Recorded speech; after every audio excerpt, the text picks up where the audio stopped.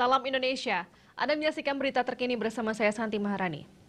Negara-negara Uni Eropa sedang menyusun rencana untuk sanksi baru terhadap Belarus yang akan menarget sektor-sektor yang dekat dengan Presiden Belarus yang otoriter.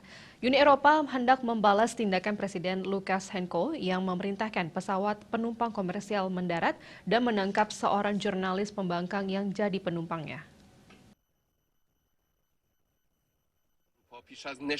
Para Menlu Uni Eropa yang bertemu di Lisabon berjanji meningkatkan tekanan terhadap Presiden Belarus Alexander Lukashenko yang tidak mengindahkan norma-norma demokratik dan HAM, serta telah membuatnya sangat tidak disukai di Barat.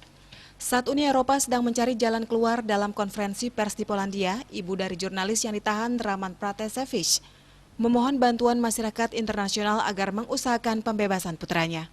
Menteri Luar Negeri Luxembourg, Jean Asselborn, mengecam tindakan Belarus dan itu tidak bisa ditolerir oleh Uni Eropa.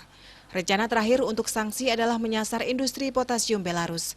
Pengendali lalu lintas Belarus memerintahkan pesawat Ryanair untuk mendarat di ibu kota Minsk dengan alasan ancaman bom. Namun tidak ada bom ditemukan di dalam pesawat. Jurnalis berusia 26 tahun diambil dari pesawat dan ditahan.